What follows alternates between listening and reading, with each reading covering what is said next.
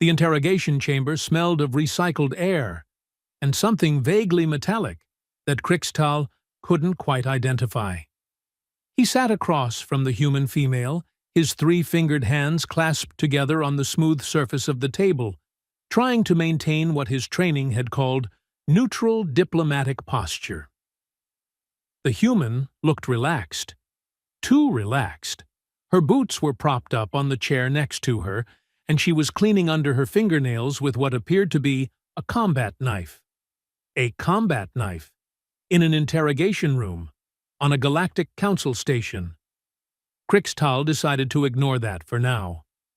"So," he began, consulting his datapad, with two of his four eyes while keeping the other two fixed on her. "Lieutenant Vera Kovac, Human Marine Corps, assigned to the RSS Nightfall for approximately 14 standard months. Is this information correct?" The human, Vera, glanced up from her knife work. Her eyes were an unsettling shade of green, like the toxic algae blooms on Krikstal's homeworld. "Yep, that's me. Though technically it's been 14 months, 3 weeks, and about—" She paused, squinting at nothing in particular. 6 days, give or take." "Precision is admirable," Krikstal said, making a note. "Now, I need to ask you some questions regarding the incident on Holdfast Station. There are concerns about human military conduct during the Scraith incursion." "Concerns?" Vera repeated, her mouth quirking into something that might have been a smile, or a threat display. With humans, it was genuinely hard to tell. "That's a fancy word for it."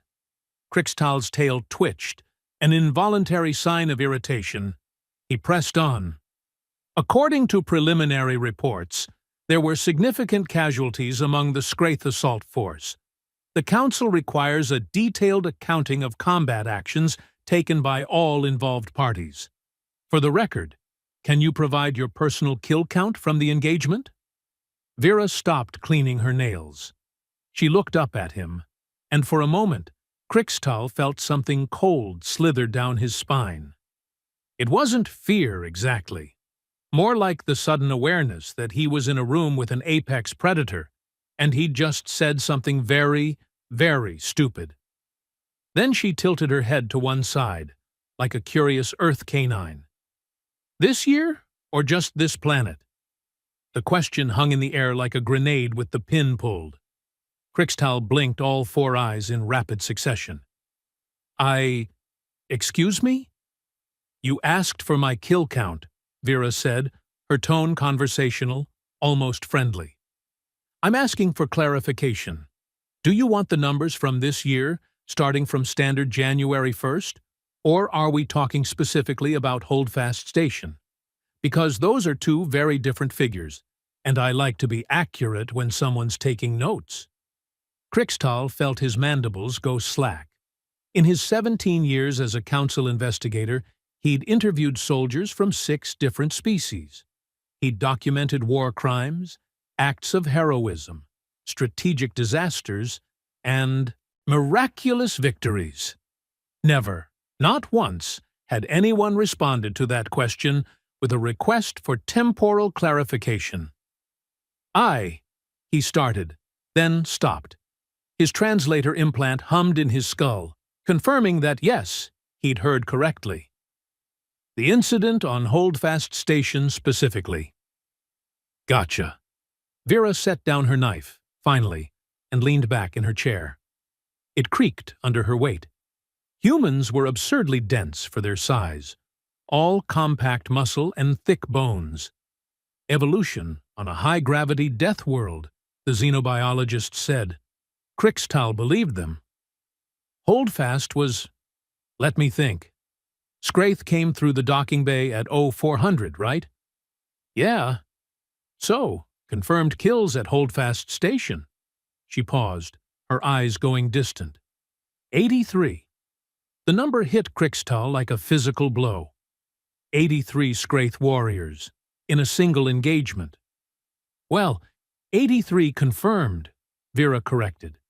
She picked up her knife again, examining the blade. There were probably another dozen or so in the cargo bay when we vented it to space, but I didn't personally verify those bodies, so I don't count them. Professional integrity and all that. Krixtal's datapad slipped from his fingers and clattered onto the table. He scrambled to pick it up, his hands suddenly clumsy. You? The cargo bay incident. That was you? Me and Corporal Davies, Vera said. Though Davies was mostly on overwatch. I handled the manual override for the bay doors. That action killed 17 Scraith. The preliminary report suggested it was a systems malfunction. Vera's smile was sharp enough to cut steel. Did it? Huh. Funny how these things happen. Krixtal made a note with shaking hands. Or tried to. He had to delete and retype the same sentence 3 times. Let me make sure I understand. You personally eliminated 83 hostile combatants during an engagement that lasted, according to station logs, approximately 2 hours and 16 minutes. Sounds about right. That's... Krixtal did the math in his head, then checked it on his datapad, then checked it again, because surely he'd made an error. That's more than 1 kill every 2 minutes. Yeah, well... Vera shrugged, a peculiarly human gesture that involved lifting both shoulders. They kept coming. What was I supposed to do? Ask them politely to stop. And you said that was just this planet, Krixtal said, his voice climbing higher than was probably professional. What exactly did you mean by that? Vera's expression shifted. The casual friendliness evaporated, replaced by something harder, colder. When she spoke, her voice was quiet, and somehow that made it worse. I meant that Holdfast was 1 station on 1 planet, in 1 system during 1 year. I've been in the Corps for 6 years, investigator. 6 years of deployments, patrols, skirmishes, and full-scale combat operations. Before I was on the Nightfall, I was on the Valiant Storm. Before that, the Iron Resolve. I've seen action on 11 different worlds, fought 4 different hostile species, and participated in more boarding actions than I can count on both hands. She leaned forward, and Krixtal had to resist the urge to lean back. So when you ask me for a kill count, I need you to be specific, because the number from Holdfast Station. That's a Tuesday for me. That's a quiet shift. That's barely worth mentioning in a log report. Krixtal swallowed. His throat was suddenly very dry. Then, what would be worth mentioning? Vera considered this.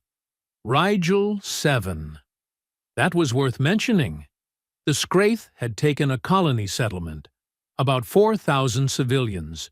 We dropped in with a platoon, 32 Marines total. By the time we extracted the colonists and held the evacuation point, we were down to 19.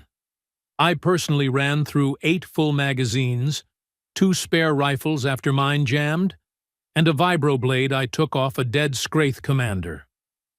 How many did you? 96, confirmed. Maybe 120 if you count the ones who might have died from wounds after we pulled out. She said it like she was reporting the weather. Partly cloudy with a chance of mass casualties. That one earned me a commendation, and a week in medical, but that's beside the point. Krixtal was no longer taking notes. He was just staring. You've been trained to be this effective in combat. It wasn't really a question, but Vera answered anyway. Trained, yeah, but training only gets you so far. The rest is experience, adaptability, willingness to do what needs doing when things go sideways. She tapped her knife against the table, a rhythmic clink, clink, clink that set Krixtal's nerves on edge. And things always go sideways. The Council's concern, Krixtal said, trying to regain some semblance of control over this interview, is that human military forces may be employing excessive violence. There are species representatives who believe that humanity's approach to combat is disproportionate. Vera laughed. Actually laughed, a short bark of sound that made Krixtal jump. Disproportionate. Right. Tell me, investigator, how many council species have mandatory military service? I don't see how that's relevant. Humor me. Krixtal consulted his general knowledge. 3. The Vrexan hierarchy, the Kyolan Dominion, and the Tresk Confederacy. And how many council species have fought wars, real wars, in the last 100 years? That would be also 3. The same 3, in fact. Exactly. Vera pointed her knife at him, not threateningly, just emphasizing her point. Most of the council species developed faster-than-light travel during peaceful periods. They reached the stars holding hands and singing songs, or however you people do it. Humans? She shook her head. We invented our first space rockets to deliver bombs to our enemies. We built our first orbital stations while we were still pointing nuclear weapons at each other. We reached our moon during the same century we fought. 2 wars that killed millions. This is known, Krixtal said stiffly. Human history is concerning to many council members. I bet it is, Vera agreed, because it means we learned to fight before we learned to fly. We perfected violence before we ever left our atmosphere. And yeah, maybe that makes us scary. Maybe that makes us dangerous. But you know what? When the Scraith came boiling out of the outer reaches, when they started hitting colony worlds and stations, when they started killing civilians and taking territory, it wasn't the peaceful council species that stopped them. It was us, the violent, disproportionate humans. Krixtal had no response to that, mostly because she was absolutely right. Holdfast Station had a garrison of 46 council security personnel. Vera continued. Good soldiers, well trained by council standards. When the Scraith breached the docking bay, you know how many of those 46 were still combat effective after the first 10 minutes? 11. The rest were either dead, wounded, or had fallen back to secondary positions. And that's fine. That's what they were trained to do. Establish defensive perimeters, hold choke points, wait for reinforcements. And humans don't do that? Oh, we do all that. But we also do the other thing. Vera's smile was back, and it was absolutely predatory. We go on the offensive. We push forward. We hunt. The way she said that last word made Krixtal's skin prickle under his scales. There were 8 Marines on Holdfast Station, Vera said. 8 of us, including me. When the Scraith breached, we didn't fall back. We didn't wait for backup. We ran toward the enemy. Through the enemy. We turned that docking bay into a killing floor, and we didn't stop until every single Scraith was either dead or running. That seems incredibly risky. It absolutely was, Vera agreed cheerfully. Davies took a plasma burn to the shoulder. Martinez got clipped by shrapnel. I personally had 3 near misses with Scraith blade arms, and one of them got close enough to cut my combat vest. But we're all still alive, and the 4,000 civilians on Holdfast Station are still alive, and the station is still operational. So yeah, risky, but effective. Krixtal managed to reactivate his datapad and start taking notes again, though his hands were still shaking slightly. The Council will want recommendations, ways to potentially integrate human combat doctrines into standard security forces. Good luck with that, Vera said, snorting. You can't train someone to be human, investigator. You can't teach a species to be aggressive if they've spent 10,000 years of evolution avoiding confrontation. It's not about tactics or weapons or strategies. It's about mindset. Explain. Vera was quiet for a moment, gathering her thoughts. When she spoke, her voice was serious, almost gentle. Most species run from danger. That's smart. That's survival. Humans? We run toward it. Not because we're brave, necessarily, though we can be. We run toward danger because somewhere in our monkey brains there's this little voice that says, "But what if we can stop it?" We see a threat, and instead of calculating escape routes, we start calculating attack vectors. It's stupid. It's probably a genetic defect left over from our days hunting megafauna on the African plains. But it's who we are. That's insane. Yeah, Vera agreed, grinning. It really is. But it wins fights. Krixtal made more notes, his mind racing. This interview was going to require a much longer report than he'd anticipated. Let me ask you something else. The kill count you mentioned, 83 at Holdfast, 96 at Rigel 7. Do those numbers bother you at all? Vera's expression shifted again, becoming something Krixtal couldn't quite read. You're asking if I feel guilty? I suppose I am. She considered this for a long moment, her green eyes distant.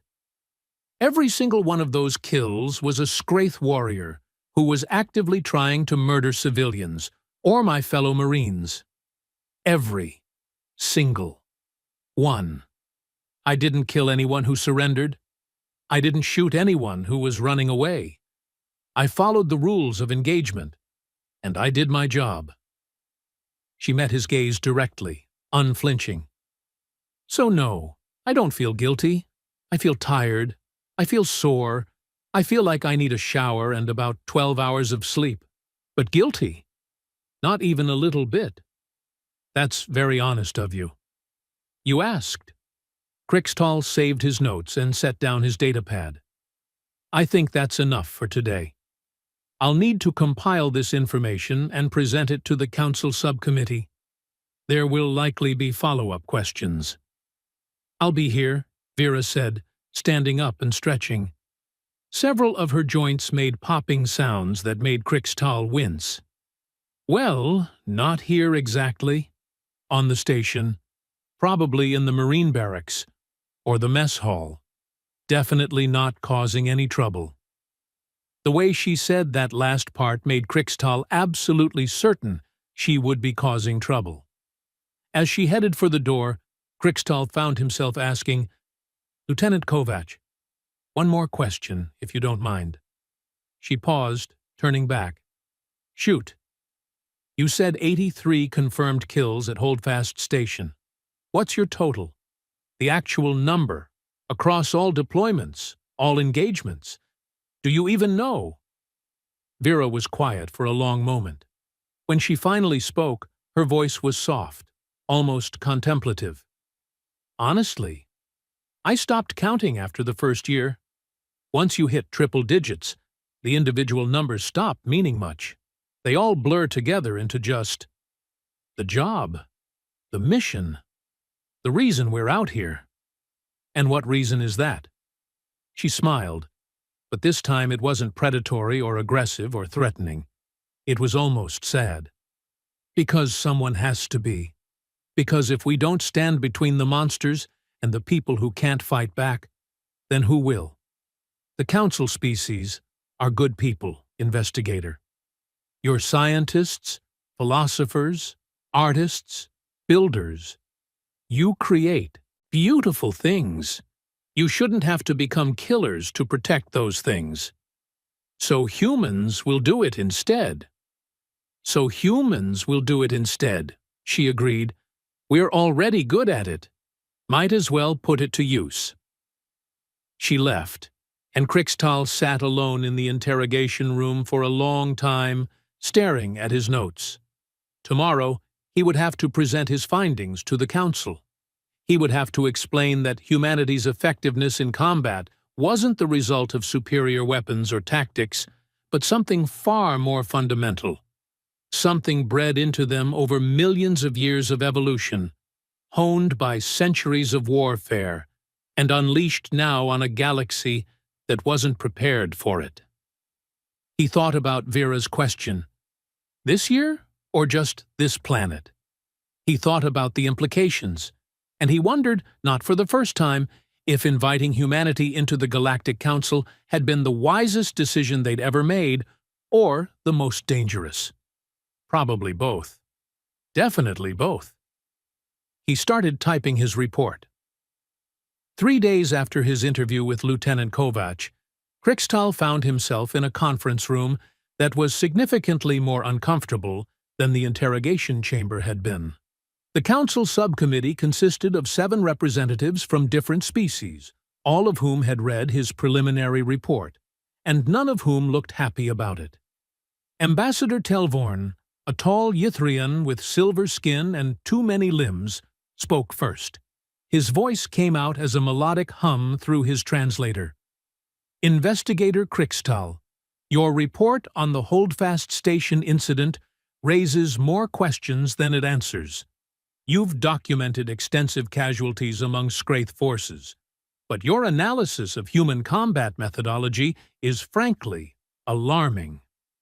I documented what I observed, Krikstal said carefully. He'd prepared for this, sort of. The human Marine demonstrated remarkable efficiency in combat situations. Efficiency, repeated Counselor Brenka, a molluscan whose speech came through as bubbling clicks.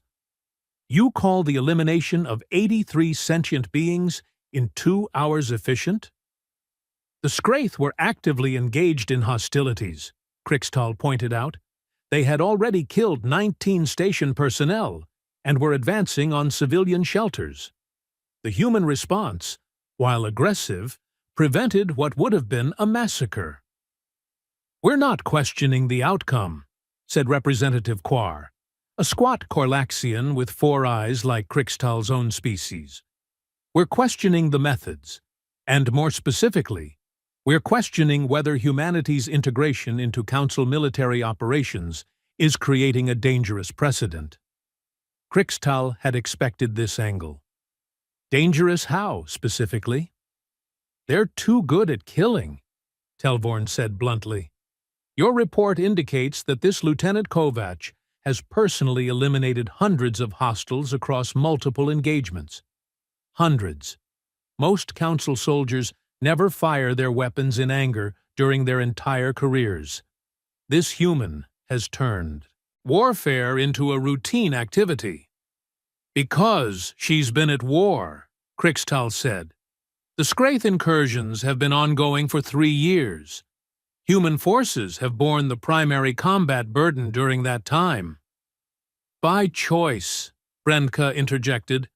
They volunteered for frontline assignments. They requested the most dangerous postings. One might almost think they enjoy it. Krikstal thought about Vera's tired eyes, the way she'd described feeling exhausted and sore. I don't think enjoyment is the correct term. Then what is? Quar demanded. Before Krikstal could formulate an answer, the conference room door opened. A human walked in, and every council member went very still. Humans had that effect. They moved with a predatory grace that set off instinctive alarm bells in species that had evolved as prey. This particular human was older than Kovac, probably in his 50s by Earth reckoning, with gray hair cut military short, and a face that looked like it had been carved from granite. His uniform marked him as a colonel, and he carried himself with the kind of confidence that came from decades of command. Colonel James Reeves, the human said, nodding to the assembled council members. I apologize for the interruption, but I was informed this committee was discussing human military conduct. I thought a command perspective might be useful. Telvorn's skin shifted to a paler silver, which Krikstal recognized as a sign of agitation. This is highly irregular. So is putting one of my Marines through an interrogation without proper liaison notification, Reeves said pleasantly. His smile didn't reach his eyes. But I'm willing to overlook that if we can have a productive conversation. There was a long pause. Finally, Quar gestured to an empty seat. Very well. Perhaps you can help us understand something, Colonel. Why are human forces so exceptionally violent? Reeves sat down, taking his time, getting comfortable. Krixtal recognized the technique. The human was establishing that he wouldn't be rushed or intimidated. We're not violent, Counselor. We're effective. There's a difference. Lieutenant Kovac eliminated 83 hostiles in a single engagement. I'm aware. I recommended her for a commendation. You reward this behavior? I reward successful mission completion and the protection of civilian lives, Reeves said. His tone remained pleasant, but there was steel underneath. Kovac and her team saved 4,000 people. That's worth rewarding. Brenka's translator bubbled rapidly. But the methodology, Colonel, the sheer aggression of the response. Your Marines didn't establish defensive positions. They attacked. They pursued. They hunted. Yes, Reeves agreed. They did. That's not standard Council military doctrine. Council military doctrine is designed for Council species, Reeves said. With respect, most of you developed your military traditions around concepts like honor, restraint, and minimal necessary force. Those are admirable values. They work well when everyone involved shares them. And the Scraith don't, Krixtal said quietly. Reeves pointed at him. Exactly. The Scraith are a warrior culture. They respect strength. They understand aggression. And they absolutely will exploit hesitation. If you establish a defensive perimeter and wait, they'll probe it, test it, and eventually break through. We've seen it happen on 6 different stations before Holdfast. So, your solution is overwhelming violence? Telvorn asked. My solution is overwhelming commitment, Reeves corrected. When we engage completely. We don't fight to establish a stalemate or force a negotiation. We fight to win, decisively, in a way that makes the enemy think twice before attacking again. Quar leaned forward, his multiple eyes narrowing. Some might call that brutality. Some might, Reeves acknowledged. But brutality implies unnecessary cruelty. We don't torture prisoners. We don't execute civilians. We don't engage in collective punishment. What we do is end threats quickly and completely. If that seems brutal, well, I'd argue that allowing conflicts to drag on for months or years, accumulating casualties on both sides, is actually more brutal in the long run. Krixtal found himself nodding before he caught himself. The human's logic was sound, even if it made him uncomfortable. Let me ask you all something, Reeves continued. Before humanity joined the Council's military efforts, how long had the Scraith conflict been going on? Silence. 6 years, Brennica finally admitted. Border skirmishes and raids for 6 years. And how many stations had been lost? 14, Quar said quietly. 14 stations. How many are you down since we got involved? None, Telvorn said. His silver skin had gone almost white. 0 confirmed losses in 3 years. Right. Reeves let that sink in. I'm not saying our way is the only way. I'm saying our way works against this particular enemy. The Scraith understand strength. When they hit Holdfast Station, they expected the same response they'd gotten before. Defensive positions, orderly retreat, eventual evacuation. Instead, they got 8 humans who charged them with rifles and bad attitudes. You know what the Scraith call us now? Nobody answered. Deathbringers, Reeves said. In their language, it translates roughly to the ones who end things. And you know what? I'll take that. Because since word got out about what happened at Holdfast, Scraith attacks on Council stations have dropped by 70%. They're not stupid. They learn from experience. So you're suggesting we adopt human combat doctrine across all Council forces? Quar asked. Absolutely not, Reeves said, surprising everyone. What works for us won't work for you. You can't train a Ythrian to fight like a human any more than you can train a human to photosynthesize. We're different species with different capabilities, different psychologies, different evolutionary backgrounds. Then what are you suggesting? Televorn demanded. I'm suggesting you let us do what we're good at, Reeves said simply. When you need diplomats, use diplomats. When you need scientists, use scientists. When you need artists, philosophers, or engineers, use your people who excel at those things. But when you need someone to stand between civilians and a hostile force that only understands violence, he leaned back in his chair. Use humans. We've been preparing for that job since we climbed down from the trees. Krixtal raised one hand hesitantly. Colonel, may I ask a question? Go ahead. Lieutenant Kovac told me something during our interview. She said humans run toward danger instead of away from it. That you see threats and calculate attack vectors instead of escape routes. Is that accurate? Reeves smiled, and this time it reached his eyes. That's pretty accurate, yeah. It's probably some kind of species-wide death wish, honestly. But it makes us good at what we do. Doesn't it bother you? Brenska asked. The killing, the violence, the constant combat? The smile faded from Reeves's face. When he spoke, his voice was quieter, more serious. Every single day. I've been in the Corps for 32 years, and I've never met a Marine who wasn't bothered by it on some level. We're not monsters. We don't enjoy death. But we've accepted something that I think most Council species haven't had to accept. Which is, Krixtal prompted, that sometimes violence is the answer. Not the first answer, not the preferred answer, but sometimes it's the only answer that works.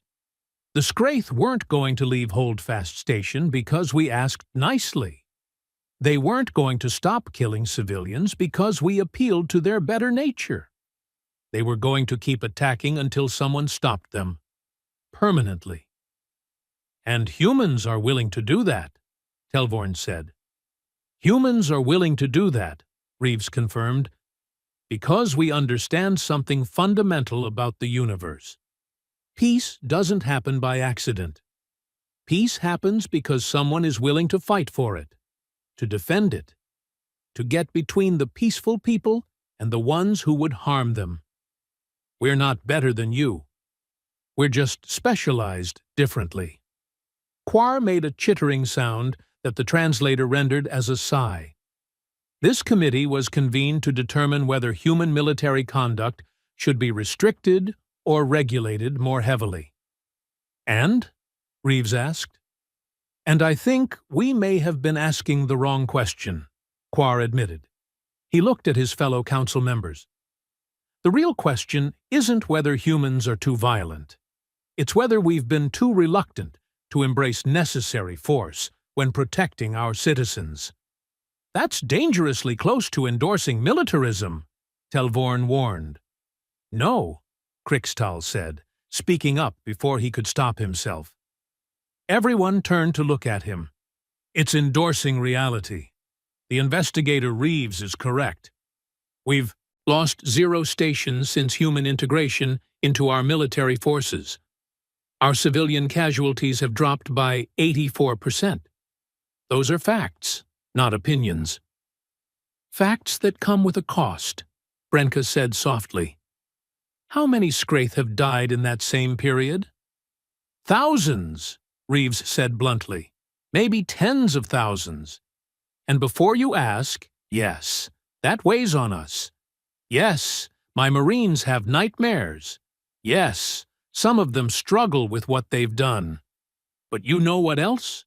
4,000 civilians went home to their families after Holdfast Station. The colony on Rigel 7 is still standing. The mining outpost at Keller's Rock didn't get turned into a graveyard. Those are real people, living real lives. Because humans were willing to do the hard thing. The room fell silent.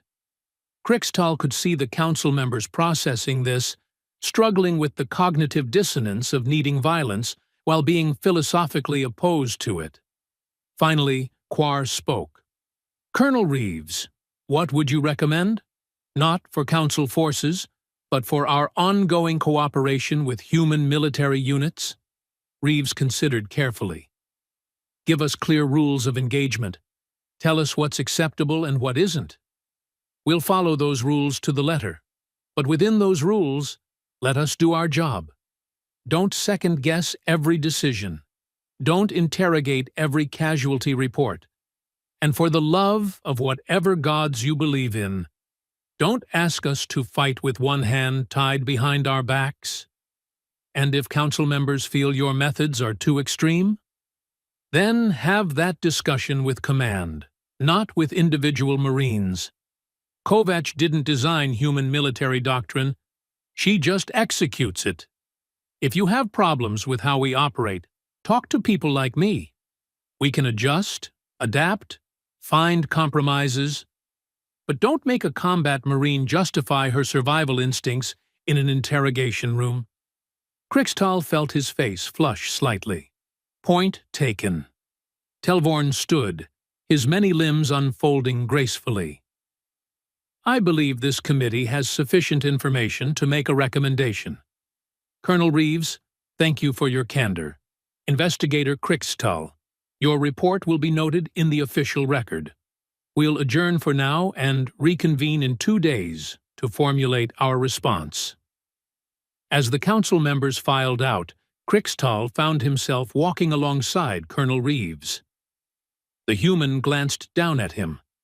Up close, Krixtal could see the lines around his eyes, the gray in his hair, the small scars on his hands.